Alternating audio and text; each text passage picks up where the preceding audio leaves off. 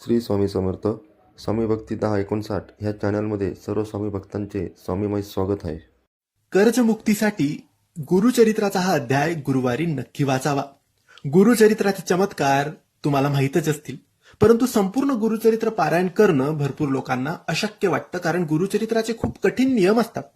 परंतु प्रत्येक गुरुचरित्र अध्यायाचे वेगवेगळे अनुभव येतात आणि वेगवेगळे लाभ होतात. तसाच एक अध्याय आहे जो कर्जमुक्ती करतो आणि धनलाभ मिळवून देतो, समृद्धी घरात आणतो आणि पैशाच्या ज्याही अडचणी समस्या आहेत ते सोडवतो. व्यापार चांगला चालतो, नोकरीत प्रगती होते. हा अध्याय फक्त गुरुवारी वाचायचा आणि दर गुरुवारी वाचायचा. एकूण 21 गुरुवार करायचे. 21 गुरुवार करायचे आणि सकाळी हा अध्याय वाचायचा. याचे कोणतेही नियम नाही, फक्त गुरुवारच्या दिवशी सकाळी तुम्हाला हा अध्याय वाचायचा आहे. आणि हा अध्याय आहे गुरुचरित्राचा 18वा अध्याय. असं सांगितलं जातं की हा 18वा अध्याय गुरुवारी 11 वेळेस वाचावा, परंतु भरपूर लोकांना 11 वेळेस वाचणं शक्य नसतं. म्हणून तुम्ही एक वेळेस वाचला तरी चालेल आणि शक्य असेल तर 11 वेळेस वाचलं तर अतिउत्तम.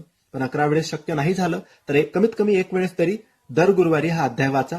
कर्जमुक्ती नक्की होईल, पैशाच्या सगळ्या समस्या सुटतील, धनलाभ नक्की होईल. धन्यवाद. श्री स्वामी समर्थ. व्हिडिओ आवडल्यास लाईक कॉमेंट नक्की करा आणि अशाच आणखी कथा ऐकण्यासाठी पाहण्यासाठी आपल्या स्वामी भक्ती 1059 चॅनलला सबस्क्राईब करायला विसरू नका.